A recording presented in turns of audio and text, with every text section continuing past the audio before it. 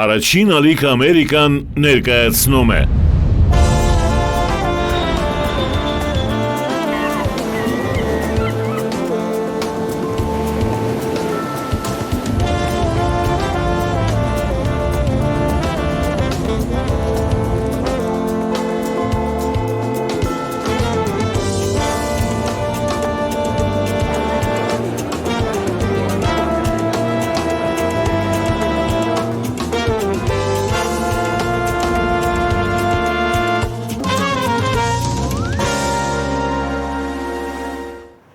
Ողջույն սիրելի հեռուստադիտող, սիրելի բարեկամներ, առաջին ալիք Ամերիկան ներկայացնում է Ամերիկայի հայկական արմատներ հաղորդաշարը։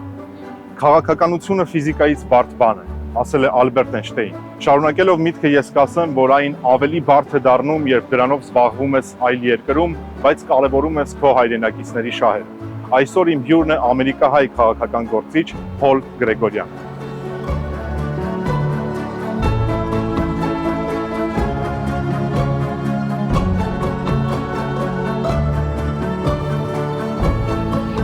Hi, sir. Welcome. Nice to meet you. Բարի գալուստ, համեցիրներս։ Բարև ձեզ։ Բարև ձեզ։ Ուզում եմ մեր շնորհակալությունը եւ երախտագիտությունը հայտնել, որ մեր հարցազրույցը չմերժեցիք եւ եկաք եւ մեզ այստեղ հյուրընկալեցիք։ Եկեք սկսենք ամենասկզբից։ Կարծում շատերին հետաքրքիր է ովքեր են եղել ձեր նախնիները, մի քիչ խոսենք ձեր ընտանիքից, ձեր նախնիներից եւ ինչպես են տեղափոխվել Ամերիկայի Միացյալ Նահանգներ։ Well, my grandfather Պապիկս Խարբերդից է, իսկ տատիկս Էրզրումից։ Նրանք եկել են այստեղ 1890-ականներին։ Պապիկս եւ իր ծնողները եղել են այն ներգաղթյալների խմբում, որոնք առաջինն են Հայաստանից եկել Ամերիկա։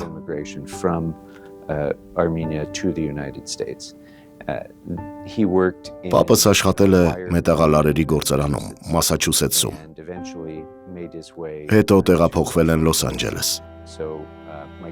1905 թվականից ի վեր իմ տատիկն ու պապիկը ապրել են Լոս Անջելեսում։ Նրանք տեղափոխվել են Համիդյան ջարդերից հետո եւ հաստատվել են այստեղ ցեղասպանությունից շատ ավելի վաղ։ Ես այստեղ ունեցել եմ ազգականներ, որոնք վերադարձել են ու սպանվել ցեղասպանության ժամանակ։ Հայաստանի եւ հայի մասին առհասարակ ինչ են պատմել ձեզ ձեր ծնողները։ I was fortunate to know my grandparents. Ես բախտավոր եմ, քանի որ հասցրել եմ տեսնել եւ ճանաչել իմ տատիկին եւ պապիկին։ Շատ փոքր էի, երբ նրանց կորցրեցի։ Հայրս ծնվել է այստեղ եւ ժամանակին մինչեւ դպրոց գնալը խոսել է միայն հայերեն։ Անգլերեն սովորել է, երբ սկսել է հաճախել դպրոց։ Ցավոք այդ շրջանում արագորեն ձուլում էր տեղի ունենում։ Եվ երբ ծնվեցի, հայրս հասկանում էր հայերեն, բայց այնքան էլ հաճախ չէր խոսում։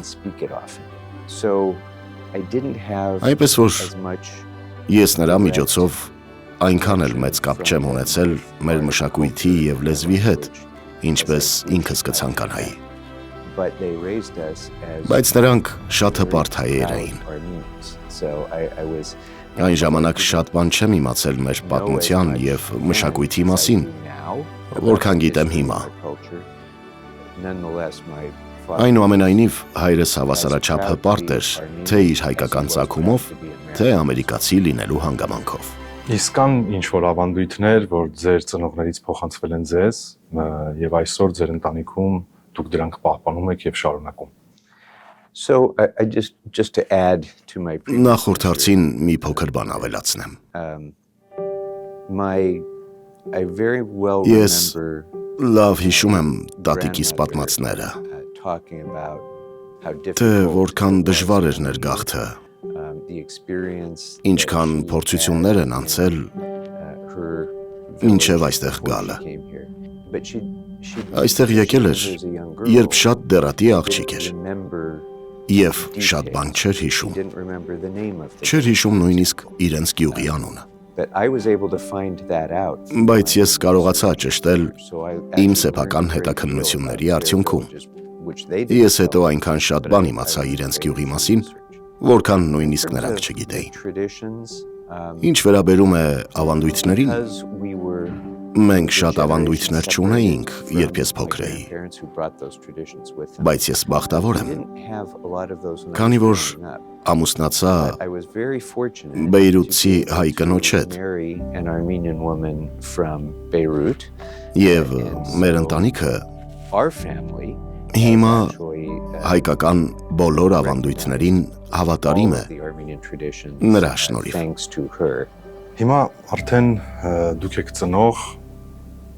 բազմազավակ հայր եք, ունեք հրաշալի երեխաներ, ձեր երեխաները ինչ գիտեն հայի մասին, հայկականի մասին եւ արդյոք եղել են Հայաստանում երբևէ թե ոչ։ Ես շատ հպարտ եմ, որ իմ երեխաները հայերեն խոսում են շատ ավելի լավ, քան ես։ Ավելի շատ բան գիտեն Հայաստանի ավանդույթների մասին, քան ես գիտեի իրենց տարիքում։ Նրանք ոչ միայն բազմիցս այցելել են Հայաստան եւ Արցախ, այլև մկրտվել են Արցախում։ Նրանք շատ ամուր են կապված իրենց հայկական արմատներին։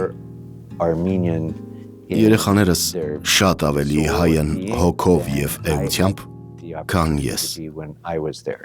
Միշտ շնորհակալ եմ, որ իմ կինը կարողացավ նրանց մեծացնել հայկական ավանդույթներով։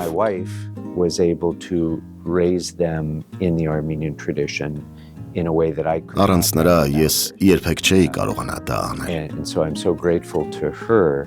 Ես շատ շնորհակալ եմ նրան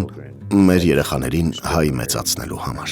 Խնդրեմ նաև պատմեք ձեր ընտանիքի մասին, վստահ եմ բոլորին հետաքրքիր է, կներեք, որ անձնական դաշտ եմ մտնում, բայց ինչպիսին է ձեր ընտանեկան առօրյան։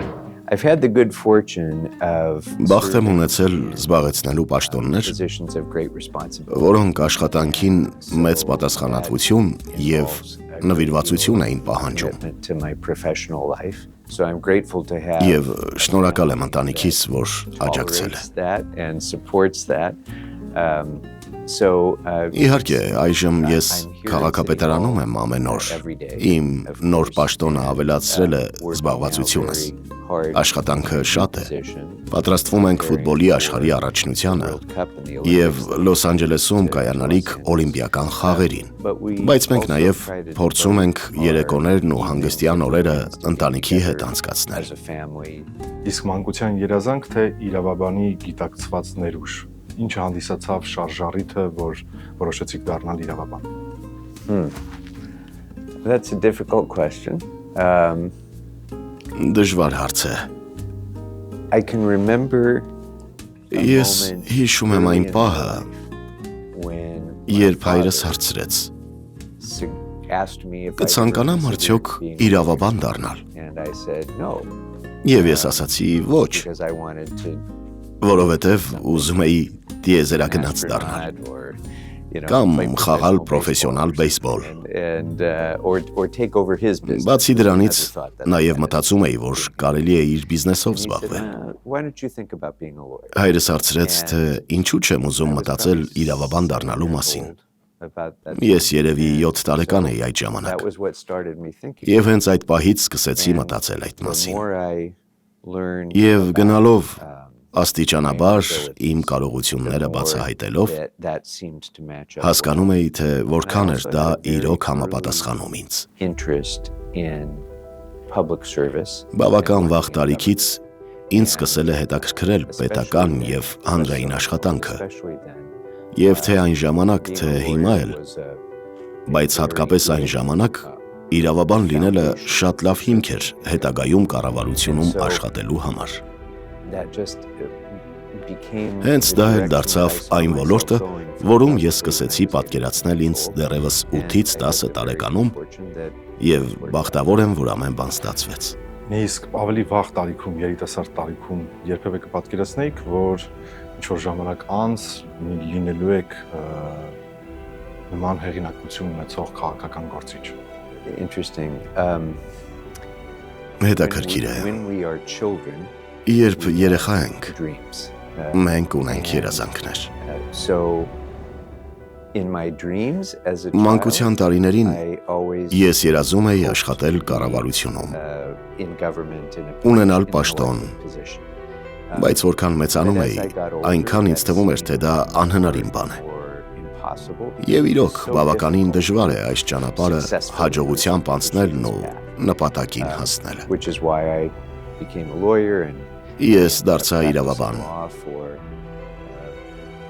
Տարիներ շարունակ աշխատել եմ որպես իրավաբան։ Թեև դա իմ ծրագիրն էր, որ մի քանի տարի իրավաբանությամբ զբաղվեմ։ Եվ հետո մի օր մի բան կստացվի։ Բայց ոչ,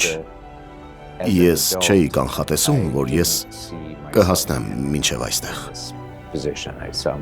Դուք առաջին ամերիկահայն եք, որ ընտրվեցիք քաղաքային պաշտոնյա Լոս Անջելեսում։ Ինչ քայլերով հասաք այդ ամենին եւ այսպես ասած ըստ ձեզ ո՞րն է ձեր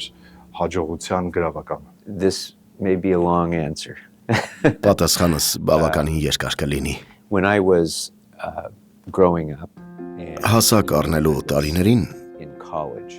եւ անգամ երբ քոլեջում էի սովորում, Southern California area, Հարավային Կալիֆոռնիայի շրջանը չուներ այնպիսի մեծ հայկական համայնք, ինչպես հիմա է։ when we had waves of immigration Ու երբ from 1970-ականներին Iran and Լիբանանից, Իրանից,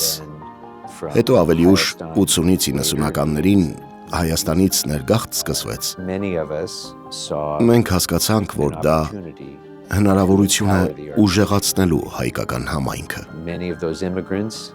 started to become citizens. Ներգաղթյալներից շատերը Ամերիկայի քաղաքացիություն ստացան։ Became our job to make sure Եվ դա դարձավ մեր հիմնական աշխատանքը, so that was an effort այնպես անել, that I որ նրանք understood գրանցվեն were- եւ ունենան ընտրելու իրավունք։ So the opportunity presented Դա itself հիմք հանդիսացավ, որպեսի 2000 թվականին ես կարողանամ առաջադրվել որպես պետական ժողովի թեկնածու։ to run. And so I decided if I would Եթե ես ցանկանում էի երբևէ պետական ծառայության անցնել, this was the opportunity. սա հենց այդ հնարավորությունն էր, որ չպետք է բաց թողնեի։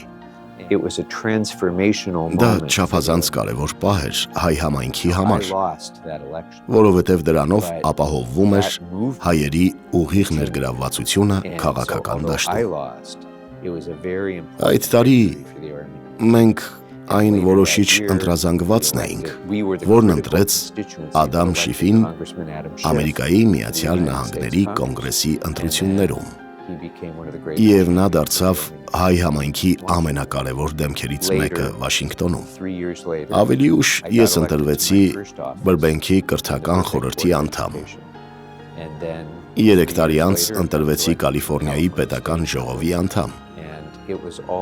Այս ամենը իրականություն դարձավ այն ահռելի ջանքերի շնորհիվ, որը մենք ներդրեցինք 90-ականներին։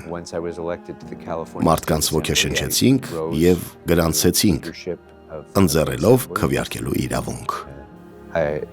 Actually 2009 was the election. 2009-ին տեղի ունեցան քաղաքային իշխանության ընտրությունները, January 2010 forward I ու was այդ able to ժամանակից ի serve վեր in the city council. ես կարողացա այստեղ ծառայության անցնել։ I had strong support Ամբողջ from ընթացքում American voters. ինձ աջակցում էին ամերիկահայ Also ընտրողները։ very important for me to build Դա ինձ օգնեց ստեղծել կապ not just ոչ of our միայն American հայ ընտրողների, but of all այլև voters. բոլորի հետ։ And so that gave me an Տվեց opportunity հնարավորություն, to be a spokesman որ ես լինեմ հայ համայնքի խոսնակը and եւ also to գտնեմ find համագործակցության հնարավորություններ opportunities for հայ collaboration եւ between մյուս American համայնքների միջև։ Շնորհակալություն շատ երկար ու մանրակրկիտ պատասխանելու համար, իսկ այսօր ինչպիսին է հայ համայնքի ներգրավվածությունը Լոս Անջելեսի քաղաքական կյանքում։ Ամերիկահայերի ազդեցությունն այստեղ հիմա շատ ավելի մեծ է, so much քան greater now 20-ից than it 30 տարի առաջ։ even 20 or 30 years ago. When I first started talking, Երբ սկսեցի խոսել իմ թեկնածության մասին, I had a մի mentor, մենթոր ունեի, an Armenian American, որը նույնպես ամերիկահայ էր office. եւ ընտրվել էր He once ժամանակին։ told me that Նա ինձ ասաց, որ ծագումով հայ թեկնածուի համար ամենայն հավանականությամբ ավելի դյուրին կլինի ձայն հավաքել այն վայրերում, որտեղ քիչ հայեր կան, որովհետև այդպիսի վայրերում դու պետք է ստանաս այլազգիների աջակցությունը։ Իսկ այնտեղ, որտեղ շատ հայեր կան, Այնտեղ կան բաժանումներ, ռասիզմի դրսևորումներ, նախապաշարմունքներ հայ թեկնածուի հանդեպ։ Դա այն ժամանակ էր։ Հիմա իրավիճակը շատ տարբեր է 90-ականներին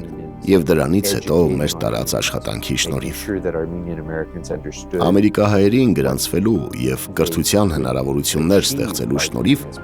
մենք վստահ էինք, որ նրանք հասկանում էին, թե ինչի կարող էին հասնել լինելով կառավարության մի մասնիկը։ Այդ աշխատանքի շնորհիվ այժմ ծագումով հայ բազմաթիվ պաշտոնյաներ կան։ Ամերիկահայ բազմաթիվ երիտասարդներ ընտրում են պետական պաշտոնյայի աշխատանքը, անգամ եթե նրանց ծնողները ցանկանում են, որ իրենց զավակները դառնան բժիշկ, ճարտարապետ, իրավաբան, նրանք ընտրում են պետական գործչի ուղին։ Սա կտրուկ փոփոխություն է, եւ տասնամյակներ առաջ իրավիճակը լրիվ այլ էր։ Հիմա կոնգրեսի անդամները, երկրի նախագահները կարևորում են այն, թե ինչ է մտածում հայկական համայնքն իրենց մասին։ Նրանք փորձում են ամեն ինչ անել, որպեսզի արժանանան հայ համայնքի համակրանքին եւ հարգանքին։ Շնորհակալություն, որպես քաղաքական գործիչ, ամերիկահայ քաղաքական գործիչ, պատմեք տեղի հայ համայնքի մասին եւ ձեր համագործակցությունների մասին։ Երբ սկսեցի խոսել իմ թեկնածությունն առաջադրելու մասին, սկսեցի ավելի սերտ աշխատել հայ համայնքի կառույցների հետ։ Երկրաշարժից հետո այդ կառույցները մեծ ջանքեր էին ներդնում Հայաստանին օգնելու համար, ու այդ ժամանակվանից ես կապ հաստատեցի, ու մինչև հիմա շարունակում եմ աշխատել շատերի հետ։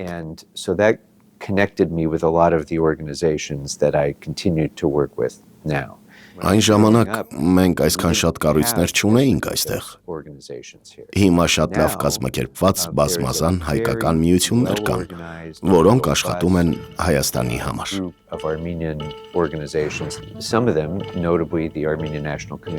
Նրանցից շատերի, հատկապես Ամերիկայի ազգային կոմիտեի,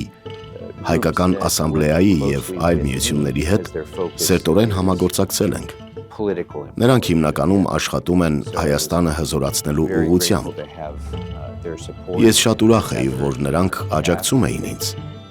Եվ կարծում եմ, որպես թեկնածու գործադրած իմ ջանքերը նույնպես ազդեցություն ունեցան այդ կազմակերպությունների վրա։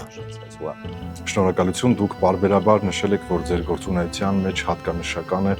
արդարամտությունը եւ հասարակական պատասխանատվությունը։ Ձեր գործունեության, ձեր աշխատանքների մեջ ինչպես է դա արտացոլվում։ Դե հայրս շատ հայրենասեր ամերիկացի էր։ Նա երկրորդ համաշխարհայինի ժամանակ պատերազմել է այս երկրի համար։ Եվ դեռ շատ վաղ տարիքից իմ մեջ սերմանել է ամերիկյան արժեքների հիմնական սկզբունքները՝ ժողովրդավարություն, հավասարություն, որ պետք է աջակցել հարևաններին եւ ուրիշներին, պետք է հարգանքով վերաբերվել մարդկանց։ Ինձ դաստիարակել են այս սկզբունքներով։ Նաև Ամերիկայի Միացյալ Նահանգներում քաղաքացիական շարժման վկան եմ եղել։ 60-ից 70-ականներին այստեղ շատ լուրջ անհավասարություն կար, եւ մենք պայքարում էինք դրա դեմ։ Դա մեծապես ազդել է ինձ վրա։ Եվ երբ արդեն իրավաբան էի աշխատում, կարող էի լավ կյանք ապահովել ինձ համար, շատ գումար վաստակել, բայց իրականում դա չէր բավարարում ինձ, որովհետև ես չէի կարողանում անել ինձ համար իսկապես կարևոր բաներ։ Եվ հենց դա ոգեշնչեց ինձ գալու կառավարություն եւ հնչեցնելու այդ արժեքները եւ պայքարելու դրանց համար։ Ես խորապես երախտապարտ եմ։ Հետ նայելով իմ կարիերային, կարող եմ ասել, որ արժեքների համար պայքարը աշխատանքի մի մասը դարձնելու իմ այդ հնարավորությունը շատ քչերին էր հասանելի։ Կարծում եմ, եթե մարդիկ քննեն իմ կարիերան եւ աշխատանքը որպես կրթական խորհրդի, պետական ժողովի անդամ եւ քաղաքային իշխանության ներկայացուցիչ, կտեսնեն, որ իմ կարիերայի հիմնական սկզբունքները եղել են բարձրացնել մյուսներին, մարդկանց հարգանքով վերաբերվել, տալ բոլորին հավասար հնարավորություններ եւ առաջ տանել արդարադատությունը։ Հույս ունեմ, որ այդ արժեքները տեսանելի են եւ արտացոլվում են իմ աշխատանքում։ Որպես քաղաքական գործիչ, ով կամ ովքեր են եղել ձեզ համար ոգեշնչման աղբյուր կամ, այսպես ասած, ուսուցիչ։ Իմ կյանքի ընթացքում շատ եմ անդրադարձել Ամերիկայի պատմությանը եւ նշանակալի դեր ունեցած մեծ առաջնորդներին։ Իհարկե ամենաերևելին Աբրահամ Լինքոլնն է, որը շատ կարևոր դեր է ունեցել իմ կյանքում դեռ մանկությունից։ Ես շատ եմ կարդացել եւ ուսումնասիրել այս երկրի հիմնադիրներին, որոնք ստեղծել են դեմոկրատական կառավարության ամբողջ աշխարհում օրինակելի համակարգ։ Ես բավական շատ եմ խոսում դրա մասին։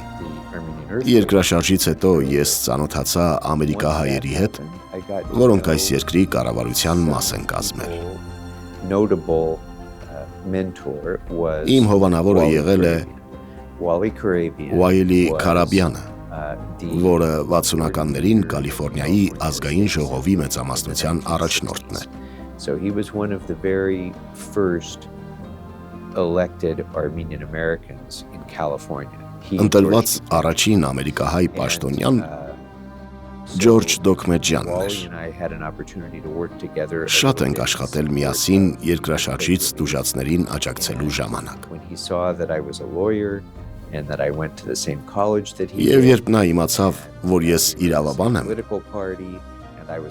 նույն քոլեջում եմ սովորել ինչ ինքը, մենք նույն քաղաքական կուսակցությունից ենք, եւ ես ցանկանում եմ առաջադրել իմ թեկնածությունը, նա աջակցեց ինձ։ Ներկայացրեց կառավարությունում աշխատող բազմաթիվ մարդկանց։ Ես Լոս Անջելեսում ընտրված առաջին ամերիկահայն եմ եւ գիտակցում եմ, որ ինձնից առաջ մարդիկ շատ մեծ ջանքեր են թափել, որպեսզի ես ունենամ այս հնարավորությունը։ Նրանցից ոչ բոլորն են պետական ընտրված պաշտոնյա եղել։ Եղել են մարդիկ, որոնք եկել են այստեղ փախչելով ցեղասպանությունից, կոտորածներից, բռնաճնշումներից, քաղաքացիական պատերազմից եւ տեսել են անտանելի բաներ իրենց երկրում։ Եկել են այստեղ նոր կյանք սկսելու, տալու ինձ այս հնարավորությունը։ Եվ որպես առաջին ամերիկահայ, որը ընտրվել է որպես պետական պաշտոնյա, իմ պարտականությունն է դառնալ մենթոր մյուսների համար, վստահ լինելու, որ երիտասարդ ամերիկահայերը կունենան այդ հնարավորությունը հետագայում, ոչ միայն շարունակելու մեր ճանապարհը, այլև ավելիին հասնելու այս երկրում։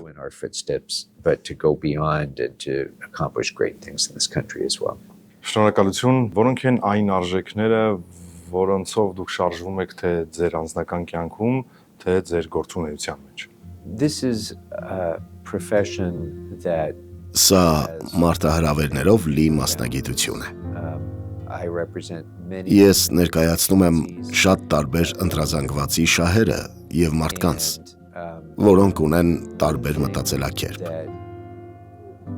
Որոշ մարդիկ կառավարությունում ցանկանում են միայն գրավել մեծամասնության վստահությունը։ Ես երբեք չեմ մտածել, որ դա է կառավարման ճիշտ ձևը։ Դու իհարկե պիտի հաշվի առնես, թե ինչ է մտածում մեծամասնությունը, բայց ի վերջո դու պիտի անես այն,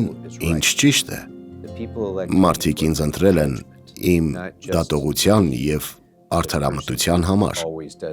ոչ թե պարզապես նրա համար, որ ես անեմ միշտ այն, ինչ իրենք են ճիշտ համարում։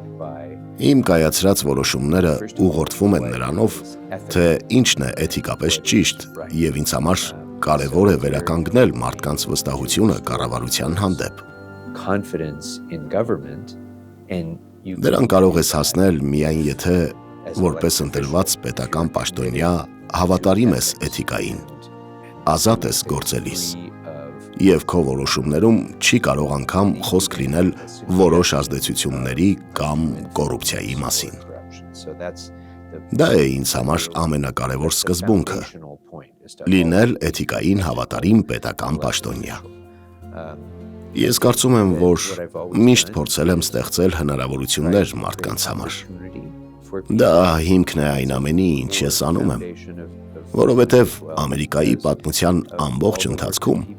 մարդիկ շատ բան են արել ինձ այդ հնարավորությունը տալու համար։ Շատ եմ մտածում ապագայի մասին, որովհետև ես կարծում եմ, որ այն որոշումները, որոնք մենք կայացնում ենք հիմա, կարող են շատ կտրուկ եւ շատ մեծ ազդեցություն ունենալ իմ երեխաների եւ իմ թոռների ապագայի վրա, աշխարհի մարդկանց վրա։ Դուք հայտնի բնապահպանական նախաձեռնություններ ունեք,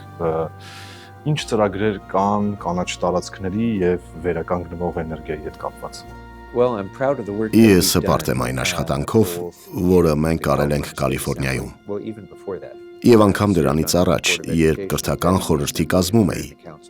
եւ իմ բոլոր ընտրված պաշտոններում շրջակա միջավայրի պաշտպանությունը եղել է այն հիմնական արժեքը, որին ես հետևել եմ, եւ մենք մեծ հաջողություններ ենք ունեցել։ Կալիֆոռնիայի պատրաստակամությունը անցնելու վերականգնվող մաքուր էներգիայի օգտագործման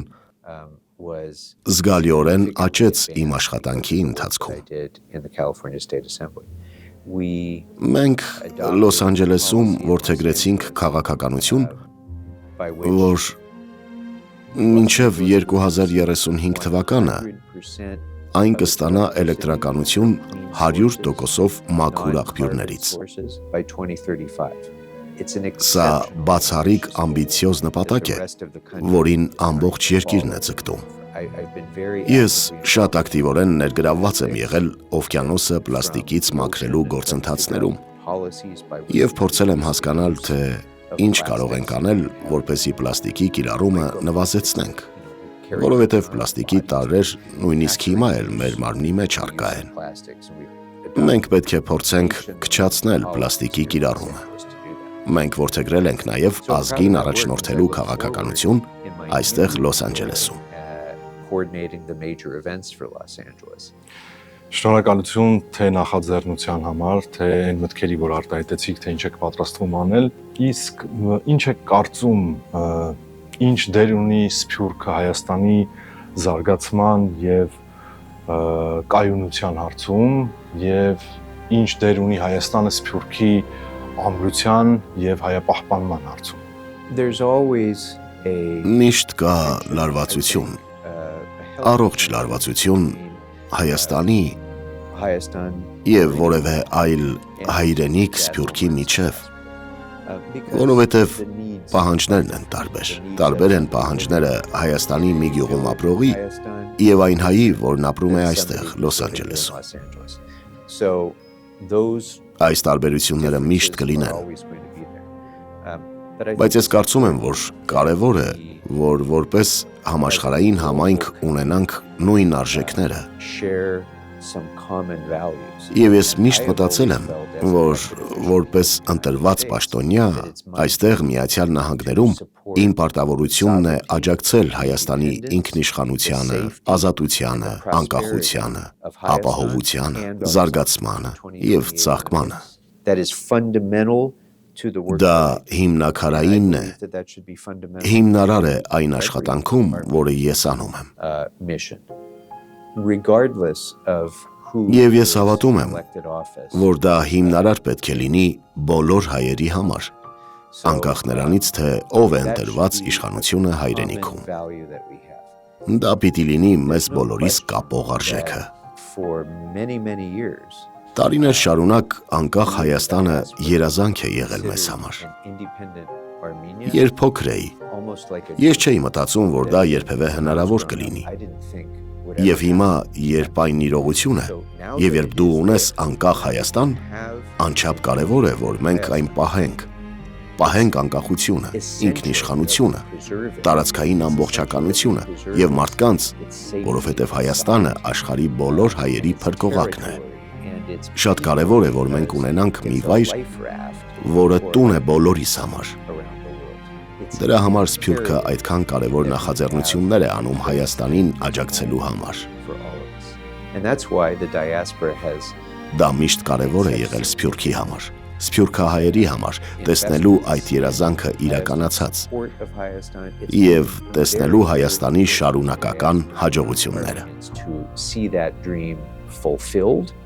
And to see it continue to succeed. Արժեքավոր բաներ ասացիք, թե Հայաստանին վերաբերող, թե Սփյուռքին վերաբերող։ Ես տեղյակ եմ նաև, որ ձեր քաղաքային խորհրդում ձեր գործունեությունը ավարտվել է, բայց շարունակում եք քաղաքի համար աշխատել։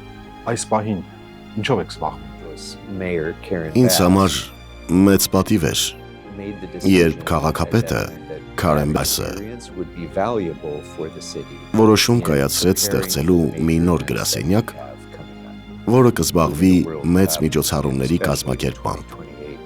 եւ խնդրեց, որ ես ղեկավարեմ այն։ Պատրաստվելու ենք մեծ իրադարձությունների, որոնք լինելու են այստեղ։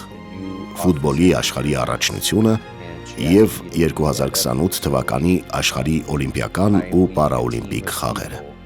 Եվ հիմա ես առաջնորդում եմ թիմերի, որոնք կոորդինացնում են միջոցառումների համար տարվող բոլոր կազմակերպչական աշխատանքները։ Դա մեծ մարտահրավեր է, բայց նաև մեծ հնարավորություն Լոս Անջելեսը առաջ տանելու եւ խաղերին ընդառաջ ստեղծելու մեծ ժառանգություն։ Տնտեսական մեծ հնարավորություններ են ստեղծվելու։ Եվ ամբողջ աշխարհը գալով այստեղ տեսնելու է Լոս Անջելեսի լավագույն կողմը։ Ես շատ շնորհակալ եմ քաղաքապետին այս հնարավորությունն ինձ ընձեռելու համար։ Քաղաքապետ Բասին ես ճանաչել եմ եւ նրա հետ աշխատել մոտավորապես 20 տարի։ Այդ ժամանակից մինչև հիմա նա միշտ աջակցել է հայ համայնքին։ Հետևողական է եղել հայերի խնդիրների լուծմանը։ Եղել է շատ հարազատ մարդ եւ անձնական եւ պրոֆեսիոնալ տեսանկյունից։ Մենք հնարավորություն ենք ունեցել աշխատելու իրար հետ տարբեր ոլորտներում, որոնք կարող են մեծ նշանակություն ունենալ հայերի համար։ Այնպես որ ես շատ ուրախ եմ, որ ունեմ հնարավորություն հիմա իր հետ աշխատել արդեն այս պաշտոնում եւ պատրաստել քաղաքը աշխարհի ամենամեծ միջոցառումների համար։ Եվ ուրախ ենք, որ ամբողջ աշխարհից Հայաստանից էլ հյուրեր կգան այստեղ։ Շնորհակալ եմ պատասխանի համար, հուսով եմ մենք մեր ամբողջ թիմով օլիմպիական խաղերին այստեղ կլինենք։ Ես ձեզ համար բլից հարցեր եմ պատրաստել եւ պետք է խնդրեմ հնարավորինս արագ դրանց պատասխանեք։ Եթե չլինեի քաղաքական գործիչ, ինչ աշխատանքով կցանկանայիք զբաղվել։ Դե, քանի որ ես արդեն շատ մեծ եմ բեյսբոլի իմ կարիերան սկսելու համար, ես ամենայն հավանականությամբ գրող կդառնայի։ Կա գիրք, որը պարբերաբար վերընթերցում եք, կամ գիրք, որը խորհուրդ կտաք այն մարդկանց, որոնք ուզում են զբաղվել քաղաքականությամբ։ Գրքերից շատերը, որոնք ես կարդացել եմ եւ կարդում եմ, պատմության մասին են, բայց գրքերը չեն կարող քեզ աշխատել սովորեցնել։ Ինչ եք կարծում, օրինակ, չգիտեմ, 50 տարի հետո Լոս Անջելեսի հայերը, հայ համայնքը ձեր որ կատարած աշխատանքի համար շնորհակալ կլինեն։ Կարծում եմ հայկական ներուժը փոխելու եւ այնպիսի հնարավորություններ ստեղծելու համար, որ մեր ձայնը լսելի դառնա իշխանական ամենամեծ հարթակներում։ Վստահ եմ, քաղաքականության մեջ ձեր գլխավոր սկզբունքը ո՞րն է։ Ոչ ոք չպետք է անի այս աշխատանքը զուտ պաշտոն ունենալու համար, նրանք պետք է անեն այս աշխատանքը մարդկանց եւ ավելի լավ ապագա կառուցելու համար։ Ինչ պետք է լինի, որ որոշեք լքել քաղաքականությունը։ Ես շնորհակալ եմ այս պաշտոններում իմ այս երկարամյա կարիերայի համար։ Ես այլևս պետական պաշտոնյա չեմ, բայց մենք բոլորս միշտ ներգրավված ենք քաղաքականության մեջ։ Նույնիսկ այն մարդիկ, որ մտածում են, թե ներգրավված չեն, նրանք էլ են կայացնում քաղաքական որոշում։ Ինչ եք սովորել ձեր երեխաներից։ Իմ երեխաները ոգեշնչել են ինձ լինել լավ հայր, եւ նրանք ինձ հիշեցնում են, որ իմ աշխատանքը ապագային է վերաբերում։ Ոչ միայն ներկային, այլև ապագա սերունդների։ Սա վերջին հարցն է, խնդրեմ շարունակեք միտքը։ Հայաստան ասելիս ես մտածում եմ այն մարդկանց մասին, որոնք լուսավորել են աշխարհը դեռ Հուլիոս Կեսարի ծնունդից առաջ եւ միշտ կլուսավորեն։ Always will. Եվ կարծում եմ, որ դա է իմ պարտականությունը։ Շնորհակալ եմ շատ հետաքրքիր ու բազմաբովանդակ զրույցի համար եւ այդ դժվար ոլորտում ձեր կատարած աշխատանքի համար։ Շնորհակալություն, որ ժամանակ գտաք ու եկաք։ Շատ շնորհակալ եմ։